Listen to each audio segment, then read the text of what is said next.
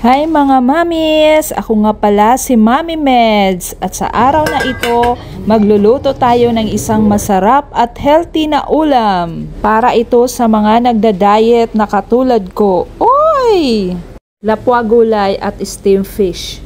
Kung gusto nyo ng simple pero masarap na recipe, samahan nyo ako sa aking pagluluto. Lapwa gulay at steamed fish, putahing puno pa ng nutrisyon. Madali lang itong lutuin mga mi. Maya-maya itong lutuin ko ngayon mga mi. Sa gulay naman, talbos ng kamote, pichay, talong. Ito lang kasi ang mayroon ako sa ref mga mi. Di mataba ang nabili kong isda mga mi. Tingnan nyo, parang kalansay na. Oh, no.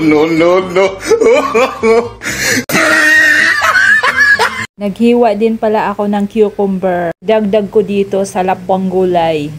Mas masarap siya ngayon kasi nilagyan ko ng sibuyas na pula. Nilagyan ko din ng konting asin, apple cider vinegar at pamenta. Ang sibuyas na pula ang nagbigay ng tamis at kulay sa lapwang gulay.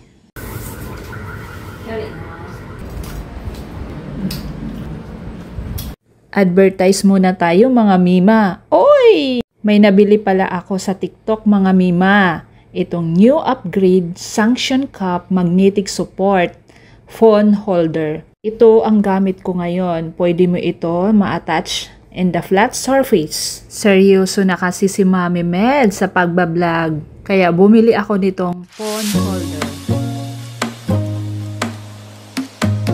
Bumili ako na chair para kay Mikaela. Kasi yung upuan niya sira na, delikado na, baka matusok pa. Bakal pa naman yun.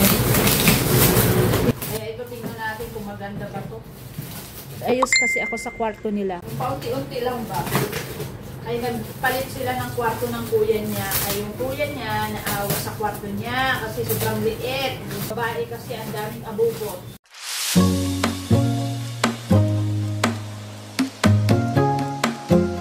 Makapal siya. Ganda.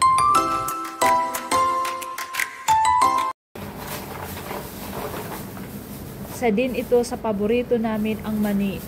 Magluluto ako ngayon ng isang paboritong merienda ni Daddy Mike, sinapot. Pero kung ako lang mga mi ang masusunod, mas pipiliin ko na lang ang nilagang saging para iwas kolesterol. Isang paboritong merienda na gawa sa pritong saging at harina. Talaga naman walang katapusang sinapot na tiyak magpapasaya kay Daddy Mike.